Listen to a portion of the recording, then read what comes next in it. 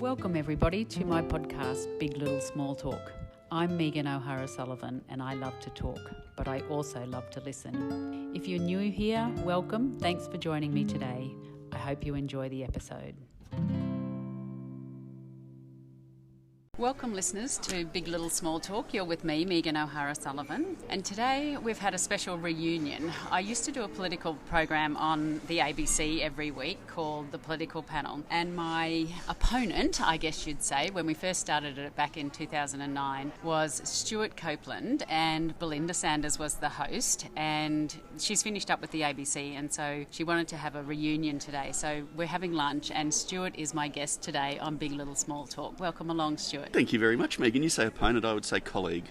Yes, we did become colleagues in the end, and we can talk about why the political panel was such a success, perhaps when Belinda gets here and we can all talk together. But tell me about your love of politics and how you started. You were a sitting member in the seat of Cunningham. Tell me about how that all came about. I'd probably go back further and say I didn't have a love of politics. I had a very strong commitment to public service. My father had been involved in local government all my life, out at the Taroom Shire. He was on council elected the year that I was born and then went on to become mayor and was on the state executive of the Local Government Association of Queensland. In that area, obviously all of the politicians were national parties, so we counted them as family friends. They weren't people that were anything particularly special to us because we saw them a lot. And then through university I was never really involved in politics, very interested in current affairs, and then through the early 90s started to become much more motivated.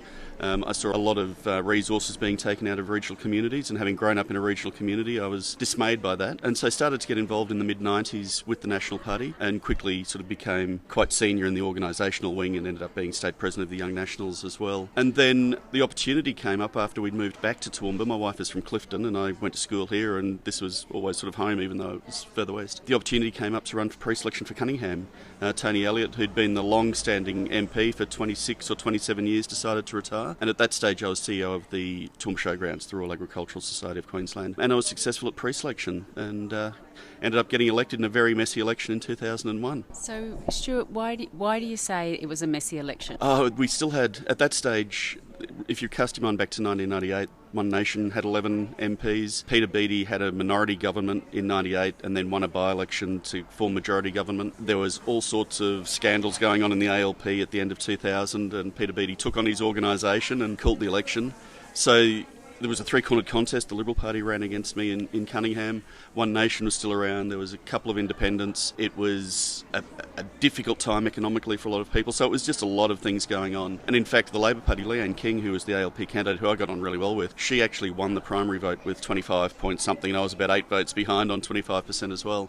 And then the rest of the votes scattered all over the place, and I was elected on preferences.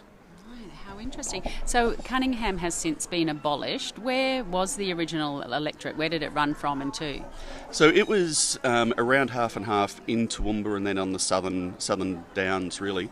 For those people who know Toowoomba, it came into Alderley Street, was pretty much the boundary, and ran all of those southern suburbs, Harristown, Drayton, Middleridge, were all in Cunningham. And then it went out as far as Cecil Plains, down to Millmerran, almost to the border at the town of Cunningham, which is a very small town, Clifton, Pittsworth. So they were sort of the main towns in the electorate. And so your first attempt to get into politics, you're there. How much did your life change? Where were you and your wife Ray living, and what did all that involve then? Well, it was interesting because when I was the CEO of the Showgrounds, we actually lived on the Showgrounds. There was a house there, and we bought a bare block of land, about 80 acres, at Cambodia, and we moved an old homestead from Back Plains onto. A lot of our friends when we first moved it saw it was pretty run down and they were pretty horrified, but it was an absolutely lovely home, and the people who've owned it since, it's changed hands a couple of times, have continued to improve it, and it's absolutely beautiful homestead. We eventually moved into Toowoomba though because I was away so much, and Ray was working in town at the same time, and there was an incident when she was pregnant with our first child, our daughter Oriel,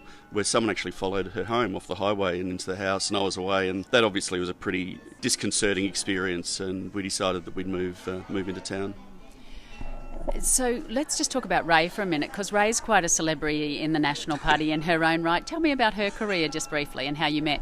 Yeah, much more of a celebrity than I ever was. She started working. She was very heavily involved in the Young Nationals as well, going back, and was almost elected federal president of the Young Nationals. And she worked for Ken Crook, the legendary Ken Crook, who was state director of the Nats for a very long time, and ended up becoming state secretary of the National Party here in Queensland. She was the first female state secretary of the Nats and held a lot of positions within the organisation as well. She was state president of the women's section. She was chair of the policy committee, chair of the agenda committee. So she did a lot in her own right and has worked for various MPs in electorate offices over a lot of years, both here in Toowoomba and in Brisbane now that we live down there. So tell me about the meeting of the Young Nationals' mind. Was it at something like Bible College or something? Oh God, no. No, it wasn't. It was at a Metropolitan Management Committee meeting. So it was I was at the time the Zone Vice President for the Nationals for Metro South, and Ray was State Secretary of the party, and apparently I had met her prior to that at a federal conference of the Nats, which I went to very early on when I first started with the party, but had no recollection of that because I was meeting so many people I couldn't remember many of them. And she was the only female in the room, and there were two Rays, and they were the only two names that could be possibly a female. There was a guy by the name of Ray Slasberg, and then there was Ray McCall. So I had to sort of work out which one was which, and it turned out to be Ray McCall. So you had already been elected at this stage? No, that was back in the 90s when I was just starting to become involved in the party. And as I said, I became quite senior in the organisation quite quickly because the previous Zone Vice President for Metro South vacated that position to take on another one, and he'd seen me at a branch meeting. I'd only been, I think, to one or two branch meetings, and he decided that I was young and keen and interested, and he sort of got me into that role. So, being a National Party member in Brisbane, what does that look like? Is it a bit skinny on the membership there? It was a bit skinny, but if you cast your mind back, up until even into the mid-1990s, the National Party held seats in Brisbane, and it was one of the things that always caused tension between the Libs and the Nats here in Queensland, is that the Nats were the bigger Conservative party and would never accept being the smaller, and the Libs were the smaller Conservative party and always wanted to be the bigger, so that caused a lot of tension, including in three-cornered contests and those sorts of things. So it was actually quite a strong organisation, even in Brisbane at that stage in the sort of mid to late 90s. You might not believe this, Stuart, but my mother wanted me to join the Young Nationals when I was at university too. I know, we laugh, don't we? We laugh uproariously. I sort of looked down my nose at the Young Nats because I got involved in the senior party, and as I said, was on the management committee of the senior party quite early, and then started to go to Young Nationals events because I was technically a young Nat by age. And ended up sort of being drafted into the state presidency of the Young Nats, and I was federal vice president as well at that time. So these are all unpaid positions. Even Ray's position as the state secretary, was that a paid position? No, that was a paid position. That was in the organisation's office. But all the positions I had were unpaid. I'd hate to think of how much money I spent over the years going to various conferences around the country, really, and the number of hours. And I was lucky to have employers that I was able to manage that and balance it with my work life. So let's go back to after you get elected as the member for Condamine. Cunningham. Cunningham, sorry, I beg your pardon, because I do want to talk about what happened in the end, but we'll talk about that in a little bit. Was it, were you surrounded, how many Nats was it post the joining of the LNP? No, that was prior to the merger. So they were in coalition. Rob Borbidge was the leader of the opposition prior to the 2001, or leading into the 2001 state election. And I referred to sort of Peter Beattie taking on the ALP, and that ended up with him winning in a landslide at the 2001 election, where he got 66 seats. There were 11 National Party seats, 3 Liberal Party seats, 3 One Nation seats, and then a smattering, I think a couple of independents. So we were very much reduced to I was the only new face that was elected in the Libs or Nats at that election. So straight into shadow cabinet with 11 of us, because the coalition split after that election, and it was the National Party that formed the official opposition. So I started my parliamentary career as the Shadow Minister for Families, Disability Services, Youth and the Arts. Right, that's a lot to sort of bite off, isn't it? And were you just exhilarated by it? Exhilarated, I don't think, is probably the correct term. I was obviously very happy and relieved that I'd won, because it took a while for the preferences to be allocated and it to be formally. We were always confident after election day, so we took some time off and waited for the votes to come in. But then it was actually quite daunting, because going into the shadow cabinet straight away, only having 11 MPs, having to service the entire state and cover 19 portfolios between the 11 of us. And then with a Premier at his peak, one of the best political operators we've probably seen. He was very, very effective. Love him or hate him. And 66 MPs. So I'd say it was enjoyable but daunting. It was the initiation by fire. That's right, obviously. exactly. Were you the youngest member of Parliament then? No, I wasn't. I was the youngest in the Nats, and I was probably in the sort of half dozen youngest members. But because of that landslide, there were quite a lot of young MPs. Rachel Nolan was the youngest woman ever elected at the time. She was elected at that 2001 election. You had Ronan Lee, who was elected at Indooroopilly, which you would normally have said had been a coalition seat, but the Labor Party won that. So there were quite a few young MPs at that stage, but all on the Labor Party side. You talked about Ray being the only woman in the room when you went to the conference. Have things changed now, do you think? Yeah, I think it was a very small group of people. There was only about 8 people in that. And if I look at the sort of equivalent representatives now, I think probably at least half of them would be females holding those positions. That at that stage it was all men. Maybe not so much in the elected officials, perhaps. No, well, even then, if you look at the way that the Nats have gone in Victoria, they'd have over 50% of their party room are female now.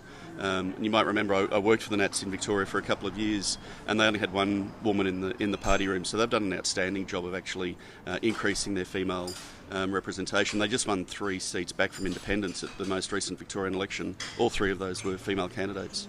But still a way to go up here in Queensland. What do you think's changed, Stuart? Obviously, they don't have affirmative action in the Nationals or the Liberals. So why are there more females feeling as though that they can get pre-selected and B, they can get elected? I think there's a genuine push to increase female representation, and you probably even go beyond that. And diverse representation is the case. And now that it's the LNP. I think it's a different dynamic to what it was when it was just the Nats and just the Libs. But if you look at the sort of history, a lot of the very first people elected, first female, first Indigenous, were from the Libs and Nats. Well, I didn't know that. Okay, so how many elections then did you face? And tell me what sort of eventually happened with Cunningham, and as I misspoke and said Condamine before, what happened there? So I won in 2001, 2004, 2006. And the subsequent elections were much easier than that first one because it was, I think, from a 25% primary vote in 2001, I went to 62% or something in 2004. So it was a big change in dynamic. And then, as happens after every 3 elections in Queensland, there was a redistribution in 2008, and Cunningham was abolished in that redistribution. And in an unfortunate twist of timing, the LNP had formed. The merger between the Libs and the Nats happened at the same time. And in one of the more obscure clauses within the constitution of the LNP, all sitting MPs and senators were protected from pre-selection for their next election, which was to try and get the sitting MPs on board in bringing that merger to happen, because Liberal MPs thought that there'd be more Nats that would then throw them at pre-selection, and the Nats thought the Libs would throw them. So it was to try and convince the MPs. Unfortunately, that meant that under the definition of a sitting MP, I didn't have a seat to run for. Cunningham was split 3 ways between Toowoomba South, Southern Downs and the new seat of Condamine, and I didn't have more than 50% of any of those seats from the old Cunningham, so I was deemed not to be a sitting member and couldn't run for pre-selection for those seats. Sure, I often think about that, and I think, when did you first get wind that was going to happen? What did you do? Did Ray ring you up one day and say, I think that there's going to be... You're always worried. Callide, for example, has been speculated for decades that it was going to be abolished. Cunningham didn't really have a centre that anchored it. It was split 50-50 between Toowoomba and the Southern Downs, and ironically, Condamine has been way over the quota for some time now, so or before the most recent redistribution. So I think Cunningham, there was an argument to keep it. But when I first heard about it, there was one submission that was put into the Redistribution Commission that suggested abolishing Cunningham. So that caused a lot of flurry of some people that thought it was a leaked draft and all the rest of it, but it wasn't. And then when the draft redistribution was released, Cunningham was abolished, and once the draft's released you might get a few minor tweaks, but you don't get any subsequent significant changes. So even when the redistribution was being talked about, you knew that there was a chance, and what were you thinking at that stage? Were you thinking about your next career, or were you thinking you could perhaps sit in another seat? Or I was looking at other seats. For example, there was a suggestion I should go to Beaudesert to run down there, and would have had pre-selection, but I had no connection to Beaudesert, and I'm a bit old-fashioned that you should have some connection to the area that you represent. So I didn't do that. And then there was some speculation that Mike Coran may have retired, so that would have been an opportunity that didn't eventually happen. So I was just going to retire, and I'd actually enrolled in an MBA at USQ. And I thought I'd just go back into the corporate world, which is where I'd come from. And then a number of events happened that annoyed me a little bit, and so I ended up running as an independent in Condamine. And under the optional preferential voting, I didn't get close enough to win, but I gave it a nudge. All right, well that sounds like something that might be a bit juicy, and I'll just remind the listeners that they're on 40dB 102.7 FM, and you're with me, Megan O'Hara-Sullivan, for Big Little Small Talk. And today I'm talking to Stuart Copeland, who he and I used to be friends, shall we say, on the political panel, which was a show that we used to do on the ABC on Friday mornings. So Stuart, you're just saying that a few things annoyed you after you'd lost your, not lost it, but it had sort of disappeared, your seat of Cunningham, and you decided to run as an independent. So what were the things that annoyed you, and what was the experience of running as an independent? If you're in, you're out, you're out. I won't go into sort of the gory details, but it was right towards when the election was about to be called, and I'd sort of set myself, I was going off to do different things. I was going to go and study and get another job, and I wasn't confident that I'd be able to find something. But it was just the way a number of individuals sort of reacted at the time, and the way that some of them conducted themselves that I expected better of. And so I decided to run, which was sort of a big change, given for me the National Party had been such a massive part of my life, and it wasn't anything against the Nats. I still wanted them to win, and I would have supported them in government, and probably eventually rejoined, I suspect. But at that stage, it was a difficult decision, but one that I'm glad that I did. It proved testing. You found out who were your friends in politics, and there's a lot of people that you spend a lot of time with in politics that when it comes to the crunch may not necessarily be as close as you thought they were. It's not called a dirty game for nothing, is it? Yeah. And Stuart, you are quite sort of well renowned for being friends with people not across the ditch, across the aisle. What are you sort of your values as a politician, and in terms of sort of being friends with the enemy, I guess? I think one is a recognition that everyone there is there trying to do what they think is best for the state, for the country, whatever level of politics you're elected to. And I was always very conscious of playing issues and not people. I was never sort of a partisan ideologue, even though I'd been so involved in politics for a long time. And treat people as they come. I think having been around politics, having seen people, particularly in local government, treat each other well, I think there's no reason you can't do that, even with a contest of ideas, which is what it should be. It should be a contest of ideas rather than personalities. And luckily I did get along well with people across the political spectrum, not just in the Labor Party, but the Independents, One Nation, whoever, which has meant that I've been able to continue to work in dealing with government in various different roles since I left Parliament, and do that quite effectively. I want to talk about that in a little bit. Does anything ever reach the heights of being elected that first time? Is it an addiction? You'd have to say your baby. Is it an addiction? Having a baby's got to be up there. Yeah, having a baby. Well, I've just on that, I note that your eldest child has finished school this year, so that must be another... Just finished, which is quite surreal because Oriel was born when I was in Parliament, and so was Jonty, so it was to see her now finish school. It reminds me how young I was when I got elected and how long ago it was, and how much the world has changed. We were recently on a holiday in Ireland, and there was a young girl there who had been working for Scott Morrison in the PMO's office, and they'd obviously just lost the election, and you could just see the sort of her lost way, her devastation of, now what am I going to do? I'm never going to reach the heights of that job. That was probably the best job I was ever going to have, and she was only a young girl in her late 20s, and I suppose that's the addiction of politics, isn't it? Yeah, it absolutely is, and it's a very challenging role, but it's incredibly rewarding. And I was lucky, having been elected up here in Toowoomba and the Darling Downs, because even the people that don't vote for you are all still polite to you. We got on, Kerry Shine was the member for Toowoomba North at the time, Mike Horan was member for Toowoomba South, and I was member for Cunningham, so they were the three seats that covered Toowoomba, and we all got on really well. We didn't see any of the politicking that you see in some other parts of the state. It was a genuine sort of commitment to trying to do the best for the region, and I think that was borne out and made it an enjoyable role to have. And you get to see and do things that most people don't get to do. So it's incredibly rewarding. But over the years I saw people that had lost and became very bitter and twisted, or kept trying to get pre-selection and get back in again, and I swore I'd never do that. I thought, once I'm gone, I'm gone. And even though the circumstances I left weren't the happiest, Ray and I made the concerted effort to not get bitter about it and to only look forward. And I was really lucky that the University of Southern Queensland offered me a role after I left Parliament, to being their Community Engagement Government Relations Manager, which was a terrific role and terrific organisation to work for. So that sort of set me back into the corporate world, really, and a step away from partisan politics, but still working. And I've not been a member of the party, or a party, since then.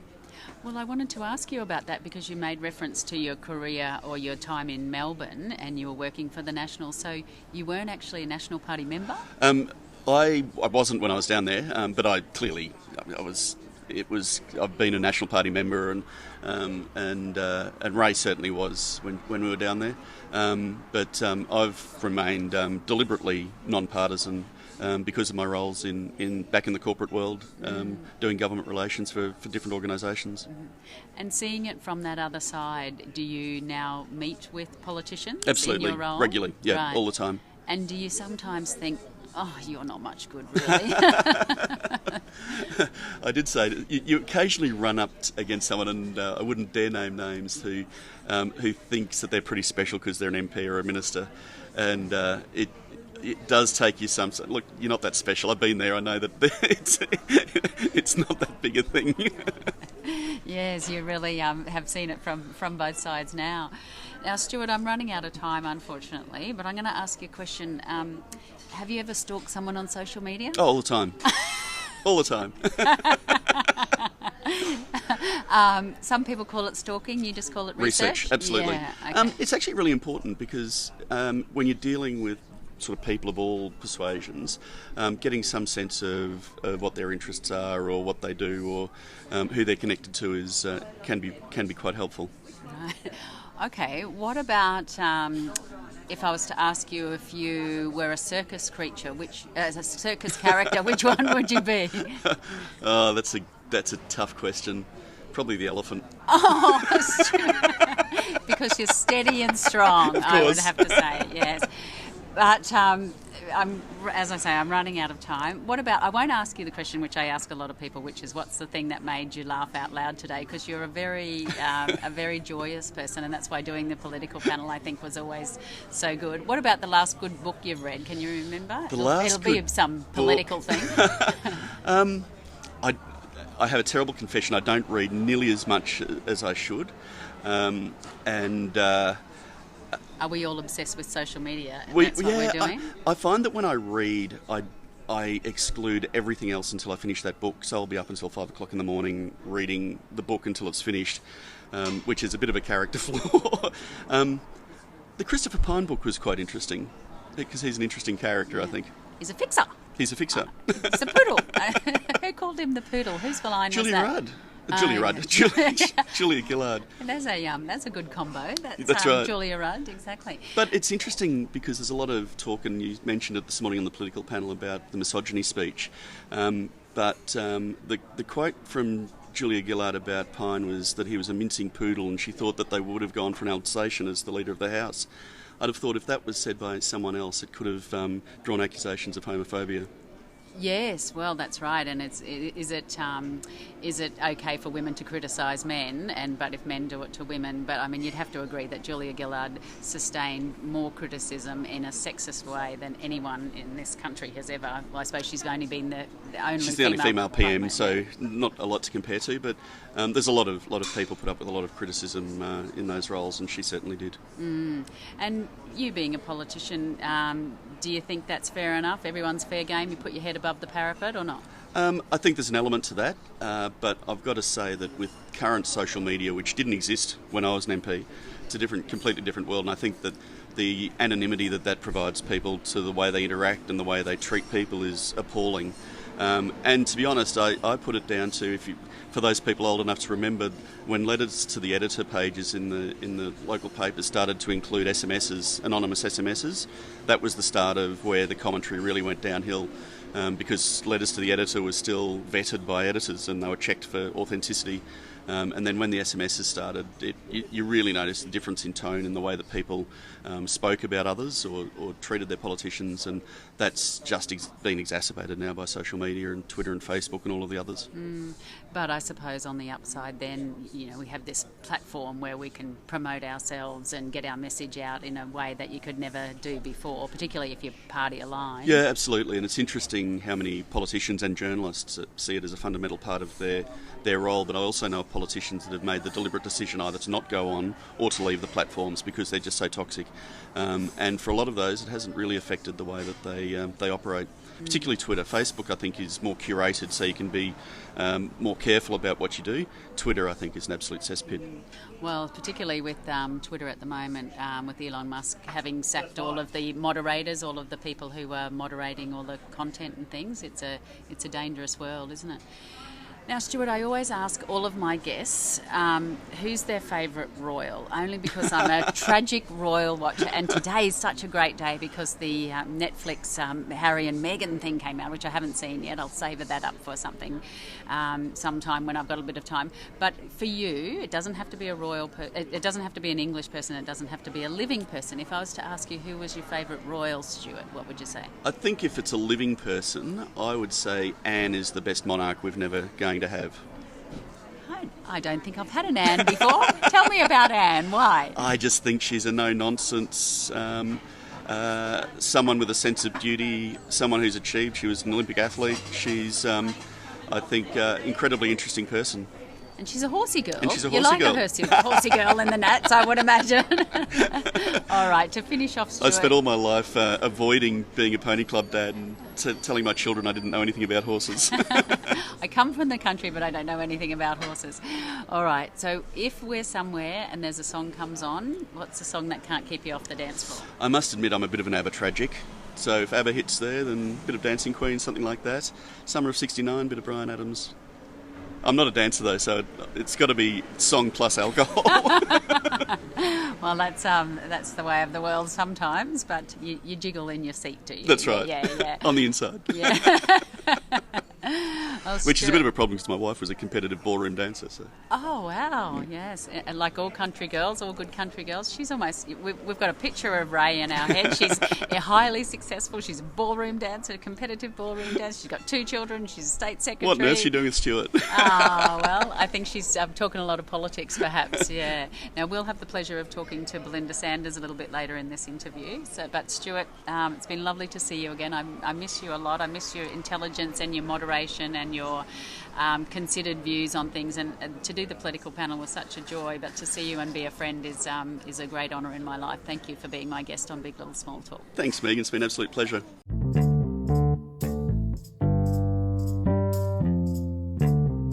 So listeners, we are here today with our political panel, which I told you about earlier. We've just listened to the interview with Stuart Copeland, and Stuart and I did a program with Belinda Sanders on the ABC for many years, and we have a special treat because we have the gang back together, and Belinda is here as my second guest on Big Little Small Talk. Welcome, Belinda. Thank you very much. Lovely to be here.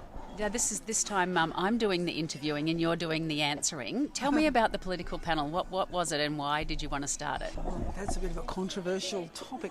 Actually, there was an event. I won't say where it was, but there was an event where someone made a comment that made me think that people are being judged purely on their political opinions, and they wouldn't talk to this person because they thought that they might vote for the opposite party. And it really struck me as very weird, because I think I've told you before that, as a journalist, I believe that we must see in grey. It really stood out to me that politics at that point anyway was very black and white, and I don't believe that. I think the world is grey, and there's got to be a bit of this and a bit of that. So I decided I needed to do something to try and demonstrate, perhaps would be the word, that people can have robust conversations, they can disagree, and they can still like each other and be friends and have a civil, conversation. And that's where the political panel was born.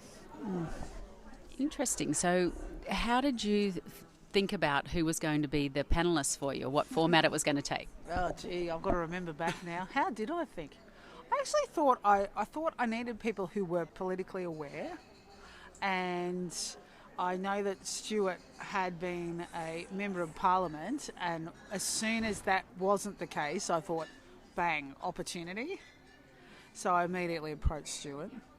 And then I think I went to the party for the Labor side, and that's when you popped up, Megan. Well, I did tell the story this morning that Belinda actually rang me in Pittsworth and said, would you like to do it? I wanted Dan Toombs, but I think I've ended up with you. But anyway, it was one of those terrifying moments where you're glad that you accept it. So, Stuart, your impressions of doing the political panel all those years? I think it was great. I think the three of us worked really well together. And I think it was a demonstration that you could talk about political issues without being political. You could do it as a general conversation and shoot the breeze a bit. It's really, to be honest, what we did on radio is what we do whenever we catch up and talk anyway. So there's not a lot different. As we've done today. So, Belinda, you're going to talk to me exclusively after this about your new career, but just speaking about the political panel and politics in general, what do you think the success of it was? I think it did. I think there were, along the way, some real stalwarts, and it wasn't the three of us here, but there were some real stalwarts of the political parties that really did see in black and white. And I can only imagine that would have petered out or spread through the party, who suddenly saw people differently because they socialise. So we would have, long lunches on a Sunday so that we'd talk about other things like kids and holidays and all the rest of it. And they actually became friends with people they would never otherwise, I think, have been friends with. And also I know that the politicians, generally speaking, state and federal and local, do listen and pay attention, because politicians do tend to live in a bit of a bubble, particularly party politics, because they're exposed to what the party wants them to be. The higher they get, they're exposed to what the party wants them to be exposed to, and therefore they get certain perceptions of what the average person thinks. Whereas I think the average person in the street is not particularly aligned to either party. They're just interested in a particular topic that affects them. And I think it was a bit of a demonstration of that, and I think it has real value still. So, Stuart, I don't know about you, but people used to quiz me endlessly. Which party does Belinda vote for? And what's your thoughts? Oh, I never got asked that because I know. I don't know. I used to say I think she's a Greens voter, was how I always warded off that question. So I won't put you on the spot, Belinda, but... I'll tell you what I do. Hang on. I don't vote for any party. I vote according to the particular issue that is the most significant for me at that time. So that I don't have allegiances to any party. And that's probably the best way to be, isn't it?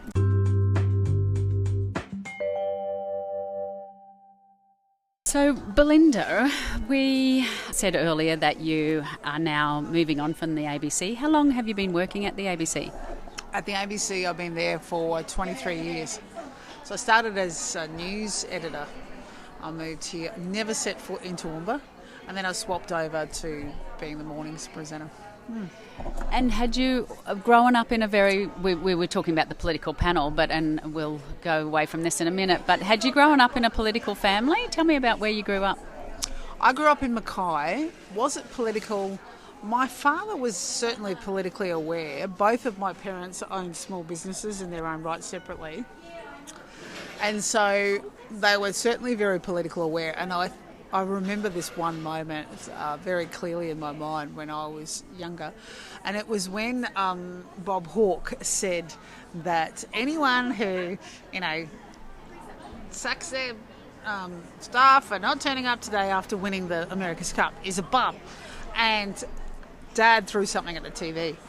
He was so mad because he thought that people wouldn't turn up for work. And so, yeah, he was really mad. He was not a big fan, I can tell you. So, yeah, we definitely watched the news all the time religiously. ABC News normally, actually, but we watched the news generally. And in the car, there was always something on that was, about the news or what was happening in the world. So I don't think... I wouldn't say, oh, yes, there's a political family, but we were certainly... because we were very involved in, as a family, very involved in the, economic world, I suppose. We were certainly very exposed to what was going on, just generally speaking. And we used to watch David Attenborough things and, that sort of typical thing. What about the Michael Parkinson in interviews? That's what we all did in the sort of 80s, wasn't it? Watch Michael Parkinson. And, of course, because it wasn't like it is today, we had 2 TVs. And that was amazing back in that time. But Dad would say, right, we're all going to sit and watch this documentary. And, of course, as kids, we were like, oh, God.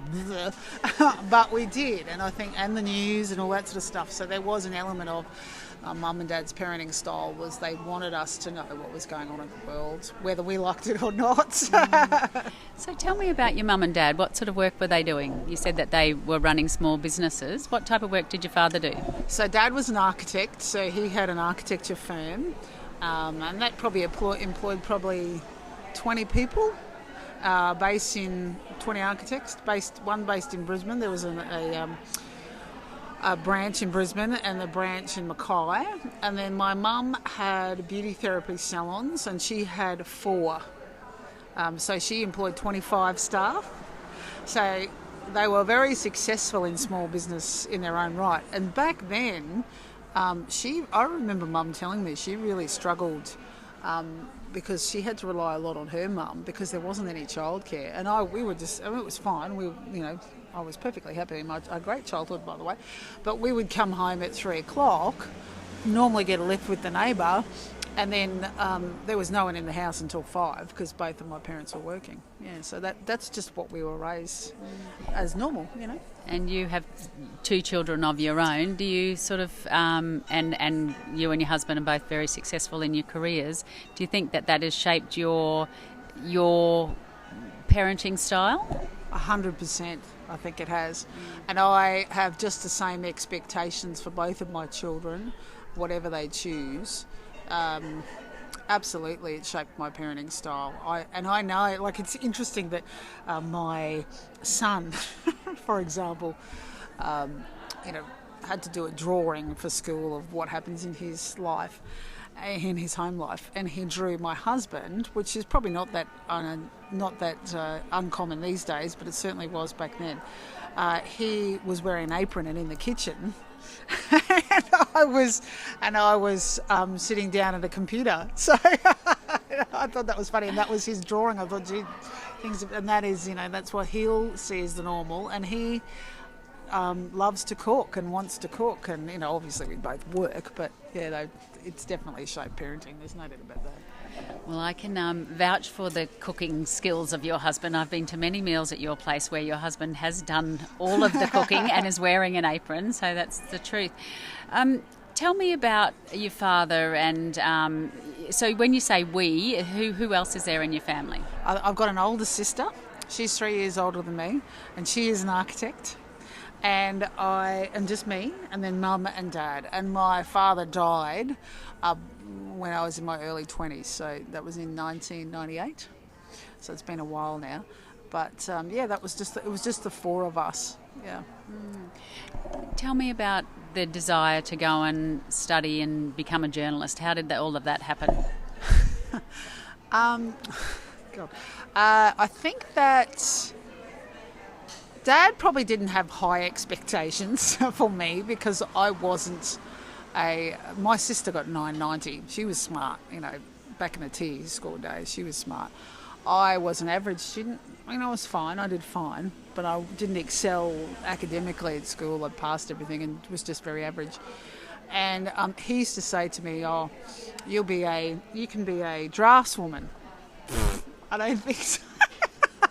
Oh, that's definitely not me. And you can be a dental assistant. No. So I was determined that I wanted to do something that was well away from what Dad had any expectations of. And I didn't know it at the time, but you know what I think really influenced me? It's probably a combination of lots of things. Being aware of what was happening in the world, always being opinionated, I always have been, although I probably didn't express it quite as much before I used to stay quiet. But I think I used to love Superman. And Lois Lane was a big hero of mine. And I think subconsciously that's probably what led me down that path. Yeah. Were you watching Superman on one of those two tellies, or were you reading? Were you a big reader as a child? Never. Always been very visual, which is what led me into broadcast journalism specifically. I actually wanted to be an actress and wanted to be a singer. I used to sing a lot. So television was, my target. And I did work in television for 10 years before I swapped over to a broader medium, I suppose. You wanted to be in television? Yeah, so my target was television before I swapped over to other things. So I've always been very, very visual, never a reader, ever. But that doesn't mean, my sister was, but I'm never a reader. But that doesn't mean that I wasn't aware. I just got it from TV, or from radio, or from, a magazine. I'd read magazines and the short stories in those, that sort of thing. I never read novels much. No, definitely not. Which people are often surprised about. No, but I think for broadcast media it sort of makes sense for me. Well, my theory was about your eyes being so bad that you were a real reader, and I know your two kids are real readers as well, and you encourage them to read prolifically. Tell me about the world of television. For someone like me who's never been in that world, what's it like? Is it intoxicating? That's an interesting question. I loved it. There's no doubt about it. I've always loved the movies, always loved screens, always been at the movies, still today I'm at the movies a lot.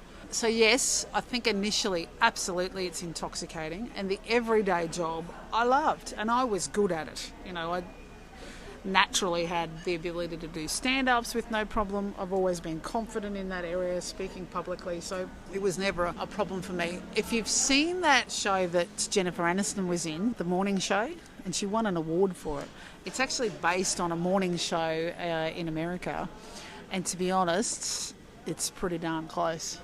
There's this underlying, I think probably it's changed a bit, but when I first started, there's this misogyny, and there definitely was. There's 100%. And that's actually why I got out of Seven, because I saw one of the bosses when I was working in another regional town, and that boss has left, by the way, so you can't, find out who that was.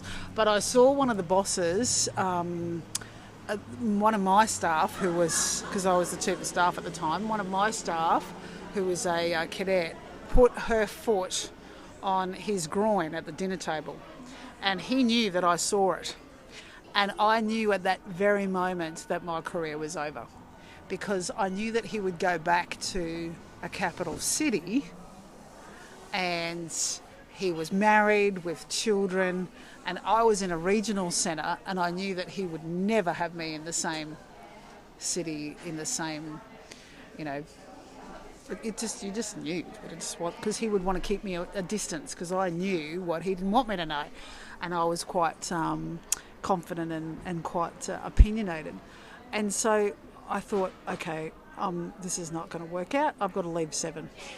And that's what I did. And that's when I targeted the ABC. That's why. Isn't that interesting? So in that one moment, you just knew that things had changed. So where had you been? You'd been working in regional towns. Whereabouts were you? At that point, I was in the Wide Bay. So I'd worked in Mackay. I worked at the Sunshine Coast. I worked in Rockhampton for a while. I worked in Cairns. I did a bit of a stint in Brisbane. And then I was the producer, at that time when I left, I was the producer and chief of staff of 2 bureaus. So they were one was based in Bundaberg and one was based in Maryborough. And so you're reporting and producing and subbing and all that sort of stuff. And then I left and went to Tasmania. And you were working in television in Tasmania as well? Well, I was the ABC's very first, what was then called bi-media journalist. So it was when the ABC was pioneering that requirement for journalists to do more than their speciality. And I was number 1. So they employed me as a bi-media. So that meant that I had to do radio and television. And that was never, ever done before then. So I went to an obscure place, the north of Tasmania. So I was connected to the Launceston Bureau, but worked a bit in Hobart. But I was actually based in Burnie and I was the only reporter there. So I used to have to cover the whole northwest of Tasmania for TV and radio. So I did both. And do you put the same stories to radio as you do to TV? No, because it's a similar theory, but it's not the same. So radio or audio is based on sound. So you can do an audio story if you have the right sound. So it might be if you're covering a war, for example, you need the sound of war. So that might be gunshots or whatever the case might be. For television, you don't have the story if you don't have the pictures. So you write to the pictures, you write to the sound. So same theory, but not the same stories, because you can't necessarily get good pictures for a story. So it might suit audio, or there might be better sound, like the emotion comes out when you do a long interview in audio with the sound, and so therefore it suits that medium better. So they're the same theory, but different things you're looking for. The great sound versus fantastic pictures. And if you can't write to the pictures, then you're not doing the story justice. And if you can't write to the sound, it's never going to work. Oh, that's so interesting. I've never known that. So I'm just picturing you as a young person. You obviously weren't married, didn't have any children at that stage. Did you have a partner? Had a few, actually. Actually, but it was quite common back then. Some of my serious relationships before I met my husband, it was quite common back then that because we were quite a transient profession, we ended up mixing with other transient professions, and of course we were constantly at the same jobs as police. So I actually had a few police boyfriends. It didn't work out. You found the right one in the end, who wasn't a policeman but was also a fellow journalist. As you said that before you said about the police, I was thinking about the stories that you'd have to cover. Like, were some of them so horrific and so also at the same time so mundane that you sometimes scratch your head and think, what am I doing? 100%. I think that as a journalist, and you have to, and probably people today think that I'm quite hardened, and I am.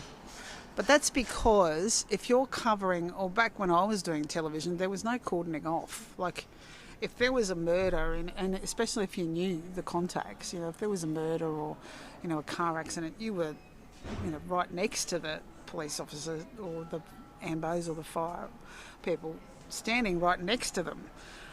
So you saw exactly the same thing as anyone who went to a trauma situation. Whereas now the police are very aware, and they send people back, 200 metres, so you don't see anything like what we did. Well, whereas we would go in with them, especially if you had a good relationship. So I think as a result of that, you become what you learn to do, or what I've learned to do. And I would suspect I'm not the only one, certainly from that era, who still are working in the profession, is compartmentalise. So I'm very good at that's probably not the right term, but I'm very good at separating that with my life. Because if I see a person who's died in a car accident or a murder or something, the reason that I'm not, I still get emotional, but depending on the story, of course it depends on the story, but the reason I'm not particularly traumatised or affected by it, whereas others might be, is because I didn't know them alive. And so I'm capable of compartmentalising that. And I think you have to, because if you don't do that, particularly in that era, there is no way that you could, keep going. You'd be on, post-traumatic stress disorder for, ever after. So I wouldn't imagine in those days that you would have had much counselling or talking about the things that you'd seen? No, there was no counselling or anything like that. But at the same time, you'd do the same, I love the carnival, but the carnival would come around every year, or the Rose Festival, or the rum, whatever it was, festival, or whatever it was, sugarcane festival, all those events that happen every 12 months, if you've been there for a few years, it's the same. You do, another story, you're doing the same sort of stuff. Schoolies have started, schoolies finishing, school's starting, graduates, all that sort of stuff. Absolutely, there's a bit of mundane.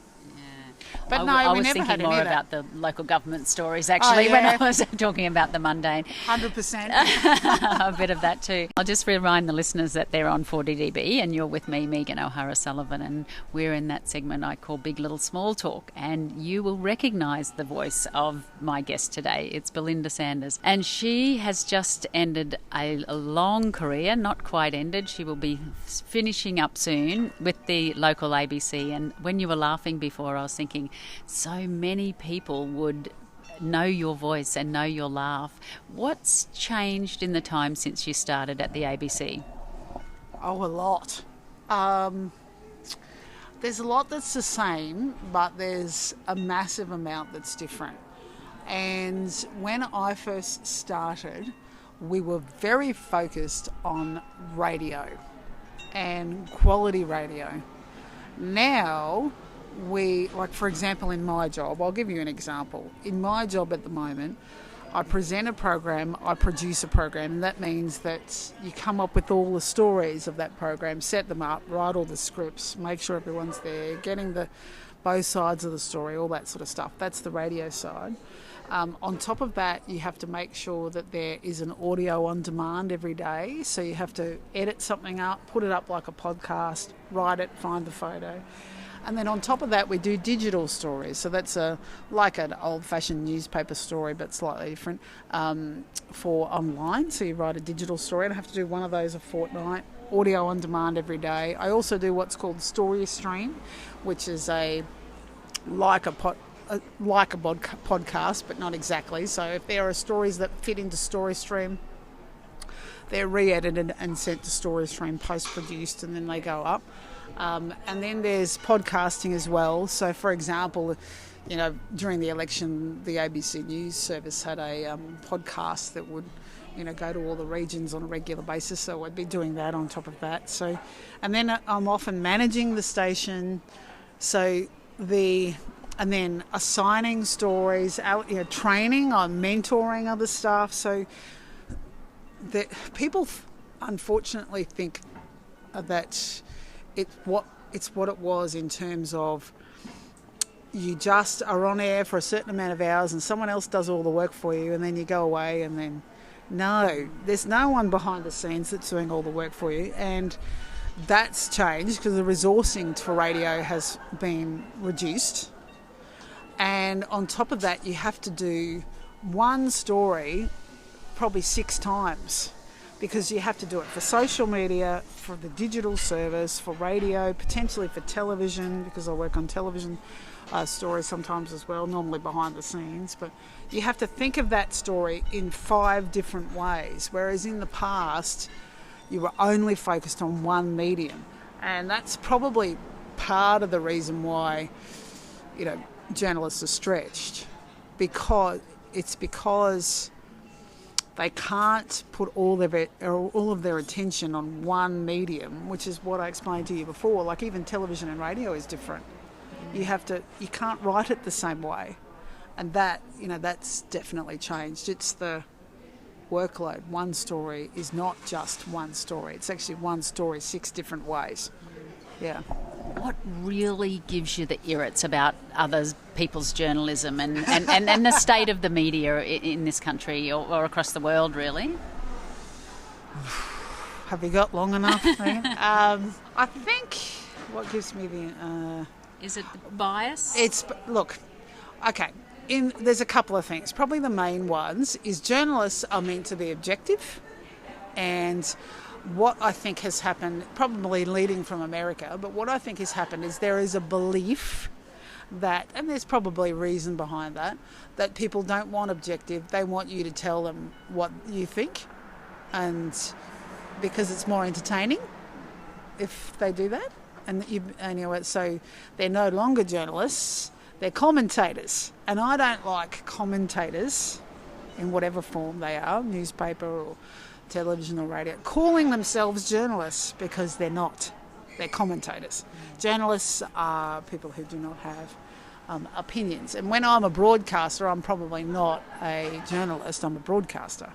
Journalists, when you're writing a story, must try to get as much as you possibly can, one side or the other, depending on the story and depending on the research behind that. And I also think that youth is great and fantastic, but unfortunately the media has become too much of one particular demographic, and I think that particularly in journalism you have to have a broad demographic that has broad experiences in life in order to try to achieve the most objective that you can. Nothing is in its pure form, but stacking a media organisation with young people that are, is never going to work, because that's not a reflection of society. You need all different types in society, older people, young people, people in between, people who have come from different demographic backgrounds. But because the media industry is, not paying as well as it once was, or not valued as well as it once was, it's stacked with younger people because or stacked with people who are supported by someone so they can be a journalist. And that, they're looking through one lens, and I don't think that that's a good thing, because that's not reflective of society. We need lots of lenses. And that's true in politics too, as we said this morning on the political panel. In the couple of minutes that I've got left before I let you go, just tell me about your new role. Where are you going to and what are you going to be doing? So I'm going to be the Director of Marketing and Enrolments at Concordia Lutheran College. So I will be doing very new things, and so my job, won't be actually that different in a lot of ways, although I'll be focused on a school. I'll be looking for stories, I'll be telling those stories, and I'll be telling them on lots of different platforms. And so I'm really looking forward to it, because it's a school that my kids are at, so it's something that I've chosen. So you use your journalist skills, as in finding the things that people will relate to and tell that story, but just in a different, demographic, I suppose. And I suppose we all need to move on from and challenge ourselves in different roles. Yeah. How do you think that your sort of identity working at the ABC has been related to your job, your persona? Definitely connected, and that's one of the I think I'll be fine, but it's certainly one thing that is in my mind, definitely, because you would know, Megan, that when you're in politics, for example, or when you're a person that's connected, you're invited to things because of your job, and people forget that it's not about you as a person, the Belinda at home. It's about what you can give them. It's about who you're connected to, and suddenly the invitations stop. And you think, actually they didn't quite like me as much as I thought they did. All right, in the minute that I've got before I finish up, If I ask you who your favourite royal is, it doesn't have to be a British person, a British royal, and it doesn't have to be a living person. Who would you say?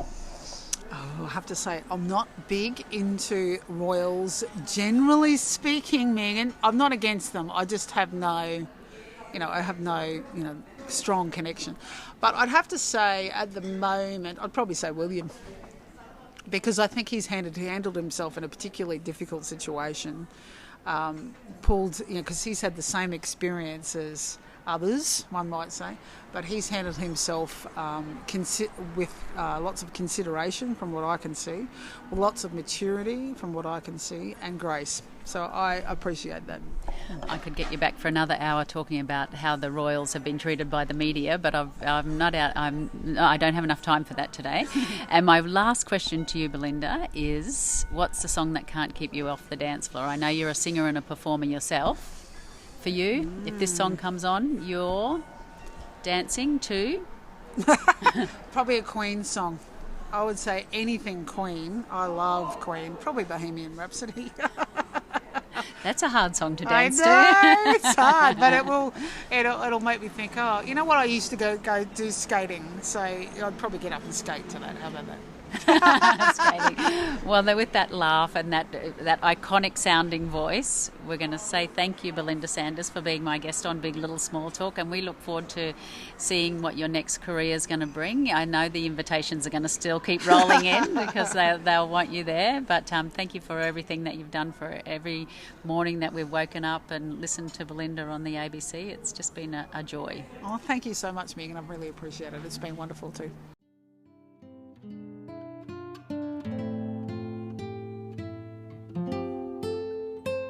That's it for this week. Thanks for joining me on Big Little Small Talk. I hope you can make the time to join me next week. If you've enjoyed this episode, please subscribe on your favourite podcast app.